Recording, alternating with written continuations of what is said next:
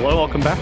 Another episode of Mac and D. As always, I am joined by not James Dutton. Today I have Barrett Wagner on the mic, my girlfriend. Barrett, how are you doing?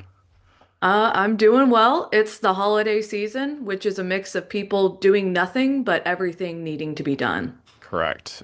This month feels like a month of, hey, you have a month's worth of stuff to do in 3 days. But that is what makes the holidays great. That is what makes December great in my mind too.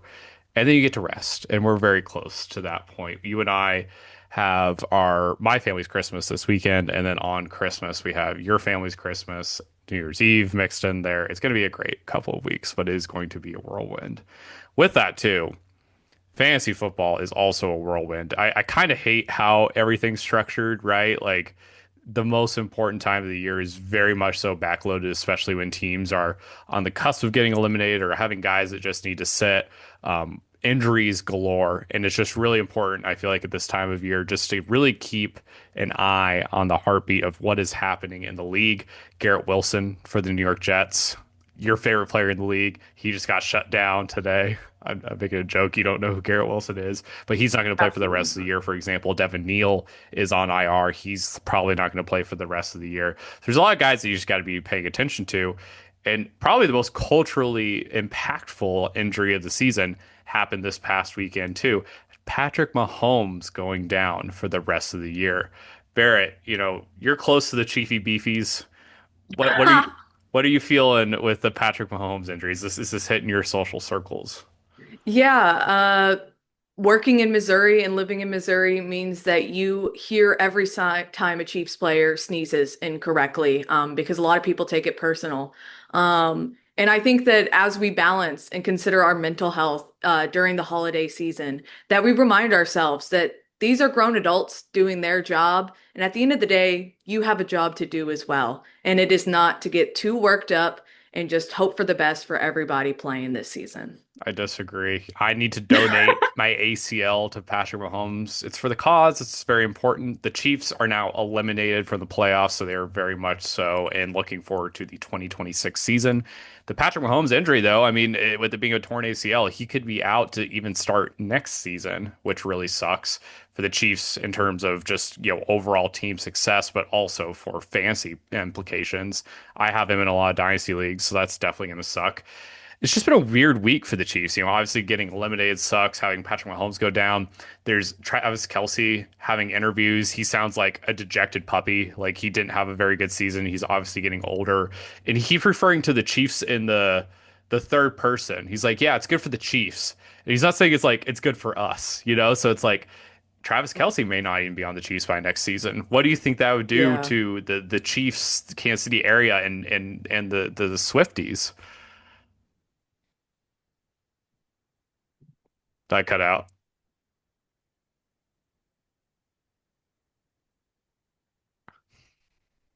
Well, I can't speak on the Swifties, but I will say that there's been a lot of rumors that he's not going to stick around anymore. And honestly, when you're collecting a bag and you have a sugar mama who's a billionaire, honestly, if you're getting older, why not take care of yourself? And by that, I mean quit while you're somewhat ahead. Obviously, this isn't a great note to end on, but just like John Cena, if you can go out on a loss and still have people love and appreciate you, as long as what you do outside of your sport is impactful. So we'll see whether or not he does come back. But if he does retire, I think it probably would be a smart move. And if we see him show up in commercials now, then we know what was coming. Exactly. That's a great comparison. And yeah, exactly. I mean, Taylor Swift's latest tour just made $2 billion.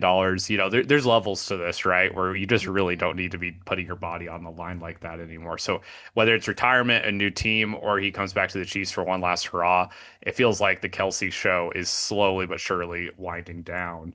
Also, apologies for my internet being down. It wouldn't be a McAdee episode if my internet wasn't being poor. Yeah, and Yeah. the other weird Chiefs news is that they might be moving. I thought that we were done with the saga of their owner trying to force them to go into a different city.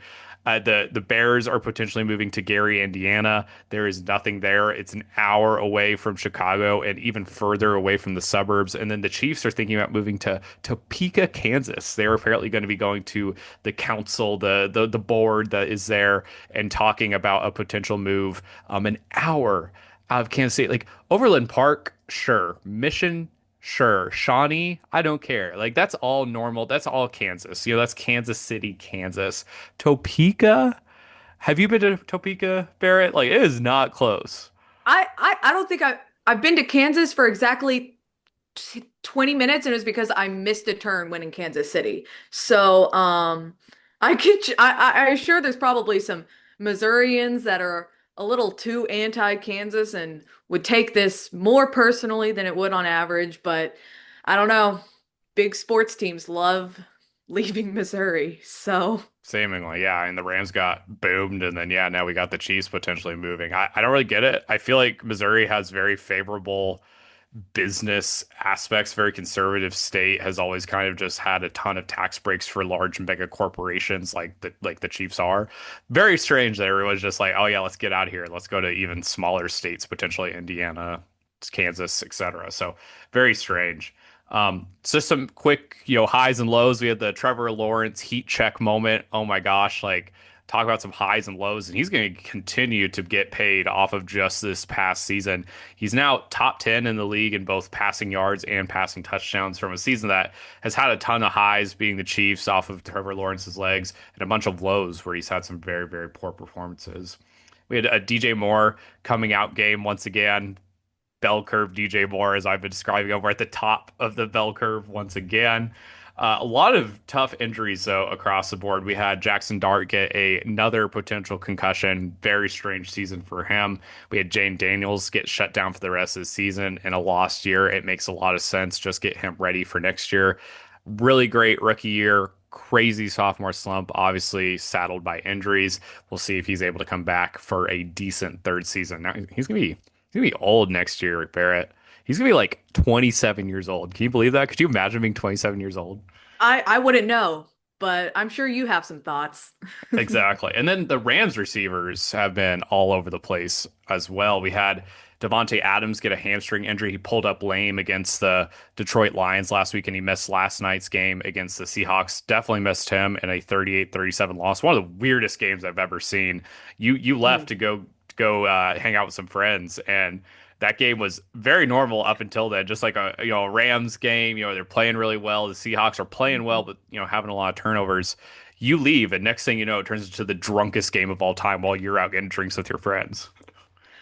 Well, if we need a repeat, I'll gladly go get drinks again. Correct, correct. We love a happy hour. And then Puka Nacua had the weirdest. Having the weirdest month of anybody in the NFL. He has had now back to back to back awesome games, getting 150 plus yards, at least one touchdown in three straight games, including last night, where he had what looked like the go-ahead touchdown to ultimately win the game for the Rams in overtime. Jackson Smith-Jigba being the best receiver in the NFL this season, he comes back, matches it. They get the 2-point conversion to win. But Puka Nacua also has a ton of off the field stuff that's been really weird just in the last week. We won't have to get into that, but he is truly, in my opinion, so far, the guy to have when it comes to the fantasy playoffs in this season. We'll see if he's able to match it next week. Honestly, with the way that he is critiquing the referees and also just being, let's be real, bigot, like he might end up getting a suspension next week, which might end up being one of the biggest stories that we have in all of the NFL. So, wild season. Just totally recommend just keeping up with everything. Obviously we all have families and friends and everything for the holidays, but just keeping a pulse on who's in, who's out, and just checking your lineup pretty often. Like I obviously have a phone addiction, don't need to be on it more than I need to. But it's very important just to keep a pulse on some of that just so you keep up. Barrett, what is going on in your world where, sports and your line of work are kind of colliding a little bit? Yeah, so are you aware that there is a World Basketball Day?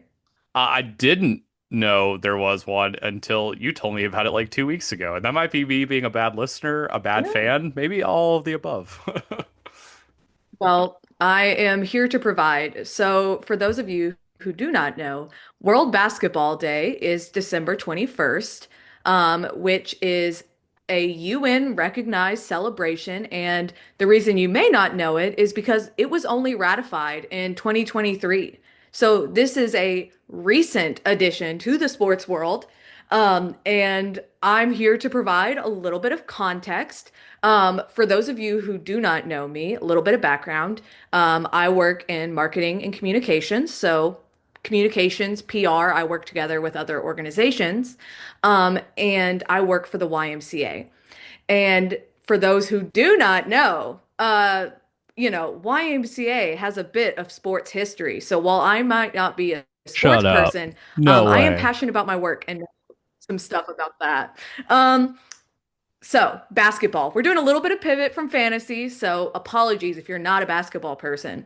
But basketball was invented in 1891 by Dr. James Naismith at the Springfield, Massachusetts YMCA. It was not called that back then, it was Springfield College, but it was invented at the YMCA.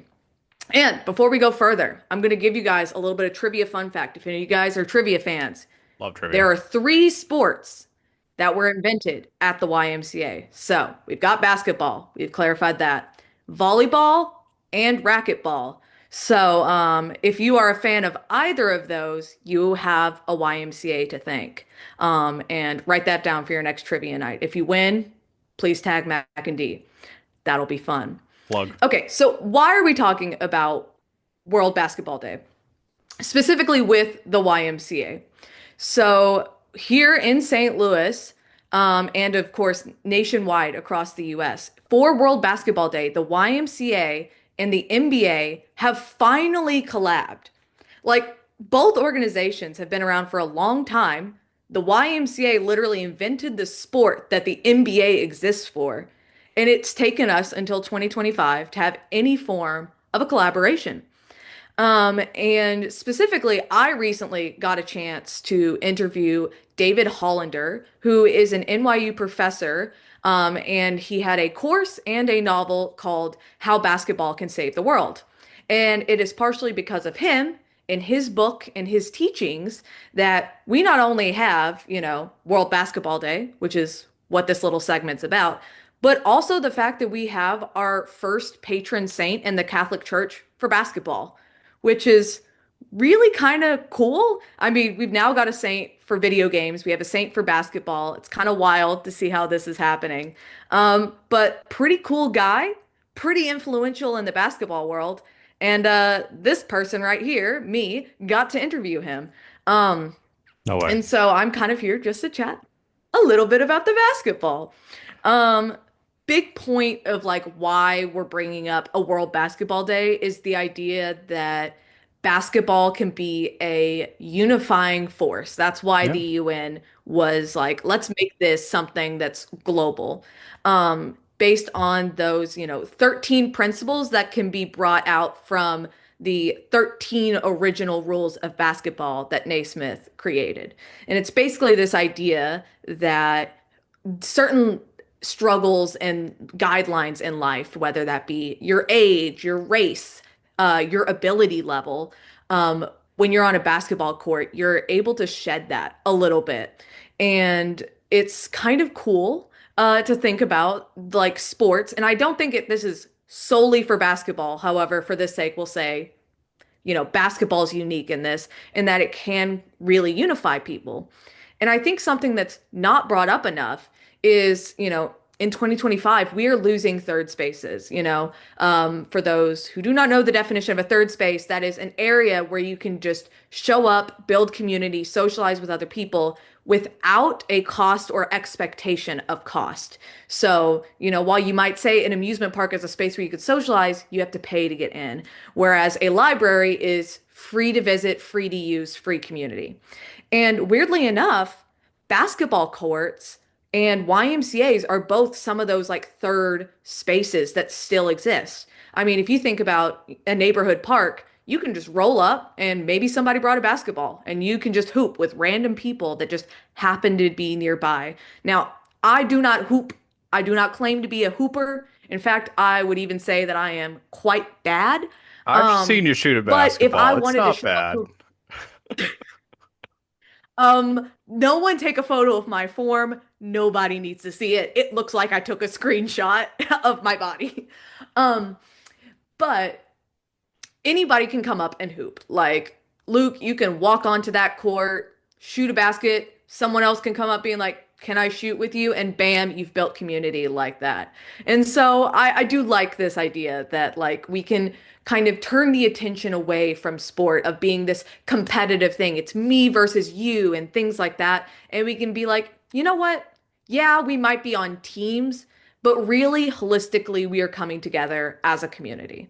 Yeah. And back to the collab. You're hearing it here first. But with the NBA and the YMCA collab, specifically the YMCA here in St. Louis, the Gateway Region YMCA, and NBA Cares, their philanthropy, line of the NBA, they have exchanged a partnership and a donation. So, Golden Boy Jayson Tatum of St. Louis, JT. you know him. Yeah, yeah. Which is quite funny. I did not realize how many people in my social circle actually know Jason Tatum. That's been a fun development for me. Big time. But he is one of our Y kids. So he's one of ours at the O'Fallon Park Rec Complex. And so with this new collaboration in honor of World Basketball Day, he has donated $10,000 to our sports basketball programs to help provide equipment and uniforms and coaching and things like that. So a new group of kids at our O'Fallon Park Rec Complex can have basketball and, discover a love of the sport. And maybe we'll get another Jason Tatum out of it. Who knows? But I always love shouting out when people are able to use their position and their platform for good and just a little bit of things from the YMCA newsroom that I personally got to see come to fruition over this past few weeks. Yeah, that's really cool. Yeah, a few things along that. It's one of the big things that ultimately has drawn me to basketball as my favorite sport, is just how inclusive the sport is, right? Across the board, it has always been the sport that has done the most to try and celebrate all cultures. Its reach into the international space doesn't necessarily feel as much of a cash grab as an opportunity for community, exactly like you're talking about. I mean, just look at the modern NBA, right? I mean, you could argue for the top five players in all of the NBA right now are not from the United States, where the sport was invented, and that's just how much the game has just helped permeate throughout all of the world and bringing people together. In the partnership, as you mentioned as well, with a lot of different religious, cultural groups. I mean, that is seen across the sport. I mean, just look at the Harlem Globetrotters legendary Ring of Honor that they have, right? It has everybody from Whoopi Goldberg to multiple popes, Robin Roberts, it just has a whole bunch of different people in it. And it's cool that it's able to bring a lot of different people together. On the Jason Tatum front, I think it's really cool that, this is the time that has been chosen to do it, right? There's been so many articles that have been coming out recently about how much sports and youth sports in particular are really the target for a lot of kind of nefarious things, not necessarily on the, crime side of things, but in terms of financial gains. A lot of private equity firms are really starting to target particularly youth sports as a potential cash grab.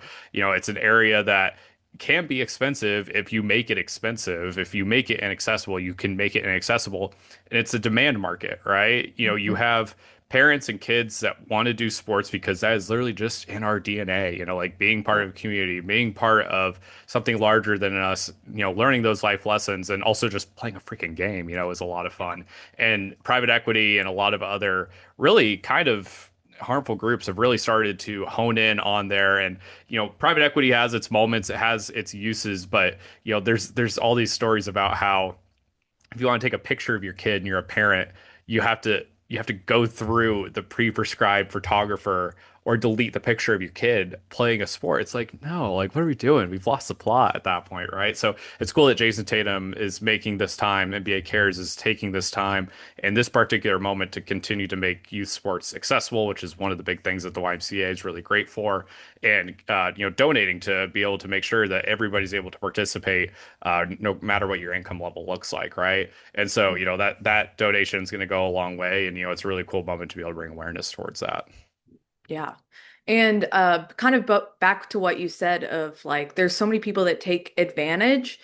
And I think a great thing to kind of figure out is like different levels. Like sometimes if you can't access one form of a sport, it's great to have other solutions. And so whether that quite literally be a subsidized program, which hopefully this finance will be able to help do, and so people have lower cost, but also altered forms. And I think something that's special about basketball is that it's really easy to do an adaptive version of it, wheelchair basketball, but also other forms of like, not just wheelchair, but rollers and things like that. It's one of those sports that because you're kind of given some more space, it should theoretically be low impact, at least when it's with children. And so it allows kind of everybody, even if they aren't good, or maybe if they can't move their body the same way as someone else, an ability to still play and have fun. And I think so many people nowadays forget that like youth sports is about having fun.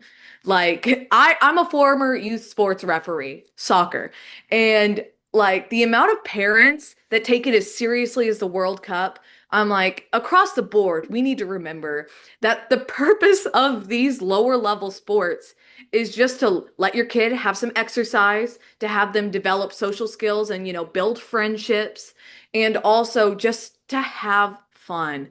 So if I can say anything on World Basketball Day, it is have fun, even if you're someone like me and are really bad. When I play horse, I maybe get an H and that's it. Like just have some fun. I know the weather's kind of cold, but like weirdly, it's supposed to get warm again. So, grab a basketball, find your local court, and spend your Sunday shooting it through hoops. And maybe you'll build some community, make a new friend in the neighborhood. Yeah, I mean the original sport was literally made with, you mentioned James Naismith, just using a peach basket, on top of a pole. You don't need anything crazy. My very first basketball hoop that I ever played on, like at home was literally a mud court with a basketball hoop that was falling apart. I used soccer balls because we didn't have a basketball. Like it was less from an affordability standpoint, but it was more so just like that's what we had, and it was like that's when you discover your love for something like that. And Bear, I take a little bit of offense to you telling me that my kid is not going to be the next LeBron James. I I hate find to that say it. unbelievable. I'm 5'4". I'm bringing down the height. I don't know if we got that in us, but Yeah. I think every angel is special on the court for many reasons. I was always number one yeller. You could always hear me. I might not score anything, but you'll hear me. So find what makes you special. Find a sport that makes you happy, and maybe you know what? Let's plug adult leagues. Let's bring those back. But I don't need adult leagues where everybody's a former D3 athlete that looks at me weird because I quit sports in high school. All right. I need totally chill, fun rec leagues. It doesn't have to be basketball. I don't think I could fit in my cleats anymore, but find a field, Yeah. find a patch of grass, find some concrete, and throw a ball around. Yeah, and yeah, That's the basketball is one of the great things for that for sure. Yeah, no, I'm laughing at you mentioning, just being a good sport and everything. You just finished telling me earlier about how you used to like braid your hair incredibly tight and strong so you could whip people with it. You'd shoulder check people, you would you were the enforcer in a lot of ways. If I you're playing was. hockey, you'd be in the penalty box often.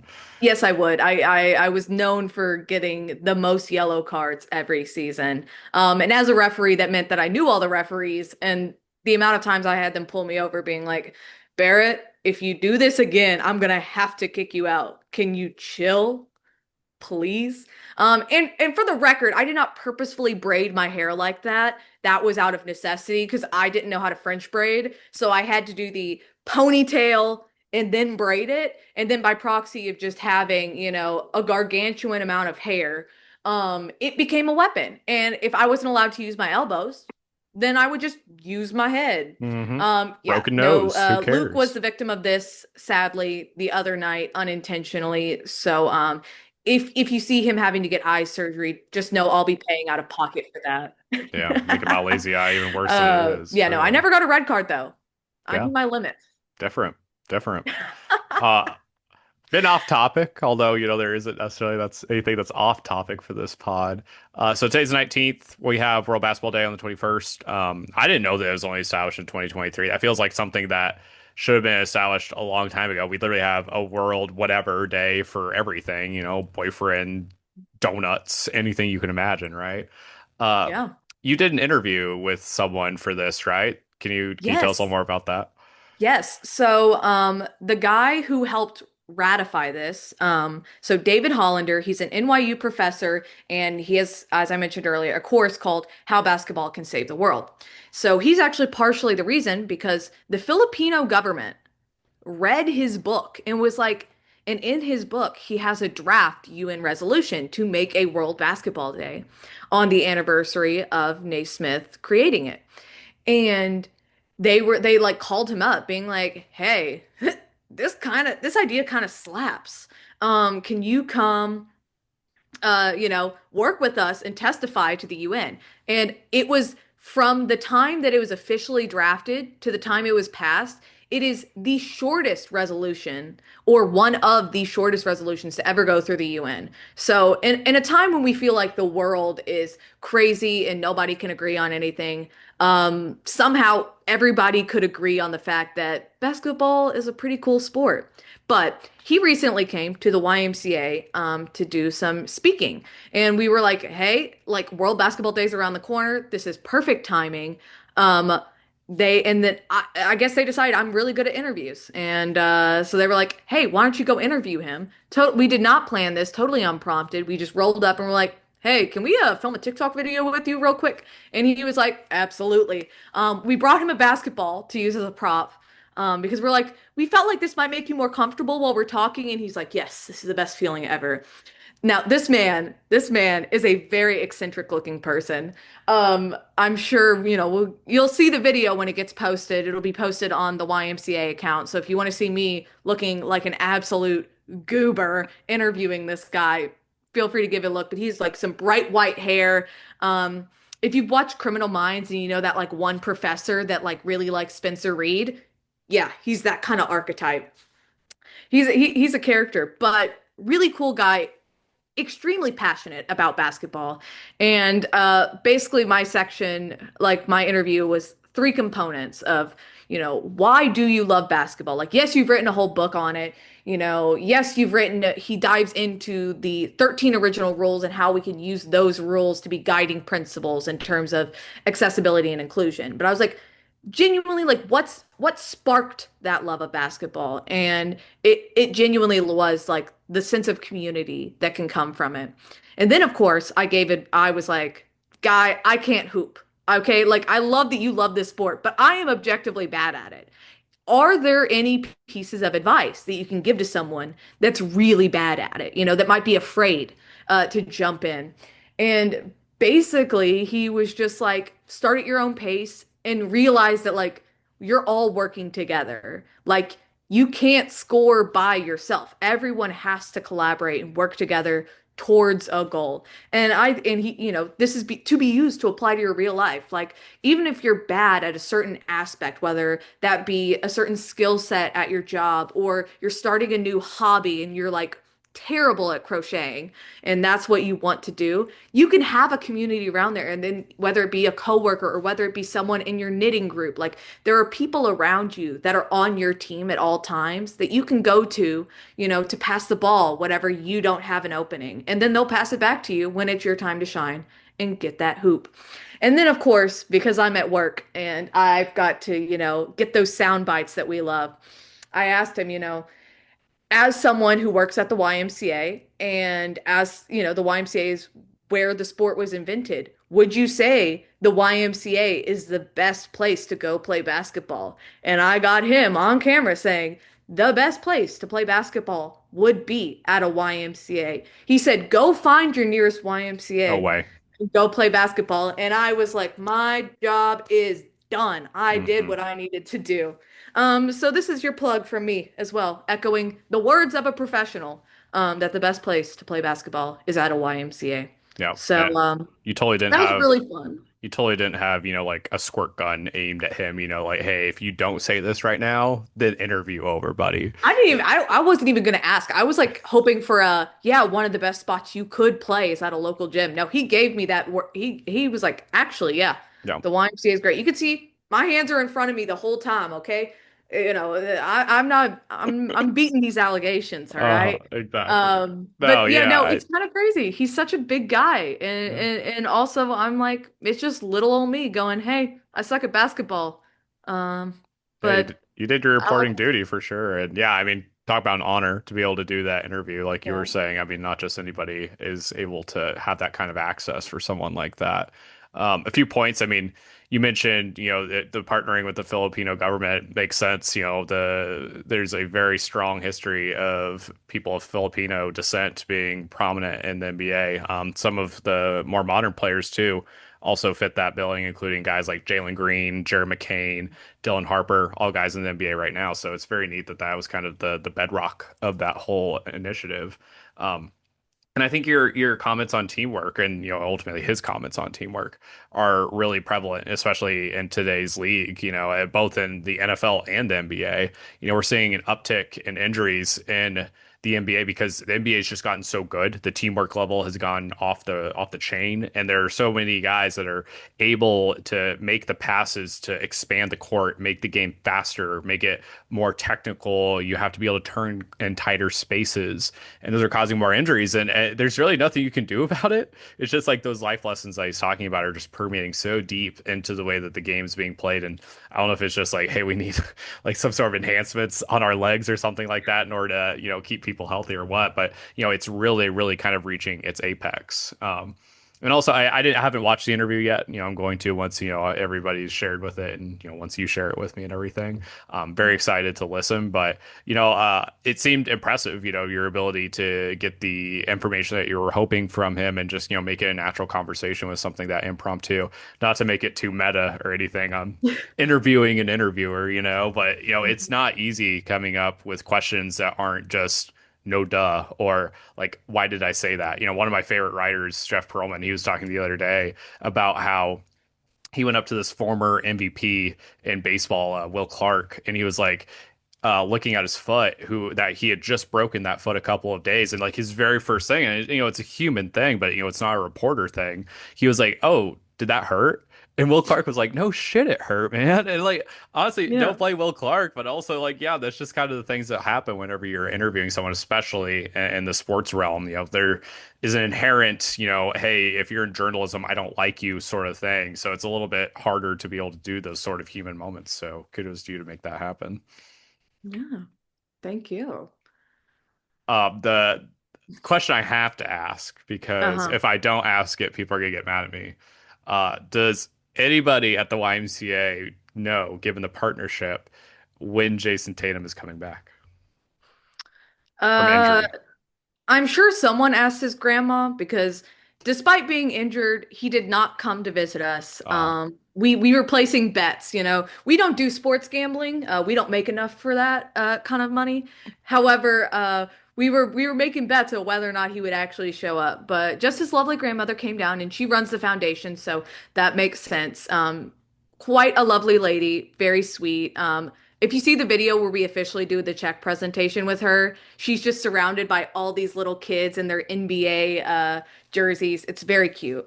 Um, yeah, we have no insight. I'm sure many of us asked. One of my coworkers went to school with him. Another one of my coworkers used to. I'll give you guys a little Jayson Tatum story from my coworker, as penance for not knowing when he comes back. But it used to be. So a YMCA, you have to like be a member to come in. And we give away, free memberships to youth and teens to provide a safe space for them, but you still have to have the physical card. And Jason used to sneak his friends into the YMCA to go play some basketball and do normal, teenager hangout things.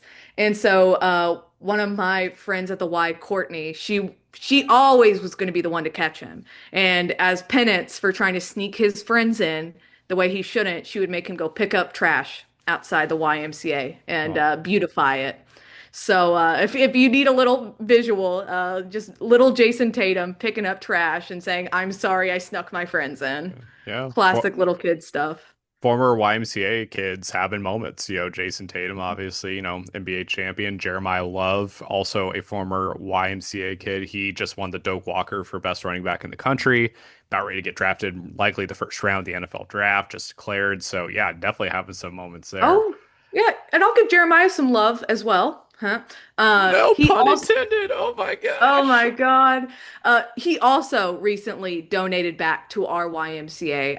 He donated I believe, quite a few shoes. So he donated some quality shoes to some of our kids. For those who do not know, St. Louis was hit by a tornado earlier this year, and so those shoes went to kids in North St. Louis, the YMCA where he kind of grew up, and gave those kids something fun to look forward to. So both of them in, all their glory have been giving back. And of course, we are so appreciative. And it's good to know that these, figures that young children look up to are getting such positive role model experiences. Yeah. Former YMCA kids, and more specifically, yes, former St. Louis YMCA kids. So very neat to see people giving back to their former communities, even, as they move away and go to bigger and better places. That's very neat. Yeah, yeah, I think people will be very anxious to see the Jayson Tatum return to the court. They are definitely going to need him for the playoff push come March, which I think is what I've heard has been his most likely time frame to return from his Achilles tear. Again, just like I was saying, team sport makes it faster, makes you more right for injuries. Barrett, we got a minute left. Anything you want to plug? Nothing in particular I necessarily want to plug, but as always, uh, go have fun. I think a big thing is people take sports too seriously. No, I love, never. I don't do that at all. yeah, as you can tell, it's quite a hallmark of this relationship. But no, just have fun with it. I feel like as we get older, we start to get really passionate about things, and it's kind of nice to remind yourself that like not everything has to be serious, and sometimes you can just have fun. Absolutely. Well, thank you for coming on and talking to us about some of the initiatives that you're working on in the sports space in the St. Louis scene. Loved having you on, and I'm glad that everybody finally got to see the person that is in that picture right above me. If you're listening on audio, I'm pointing to a framed picture on campus that Barrett and I have in my room. That's always in my background. So thanks for coming on, Barrett. Absolutely. All right, buddy.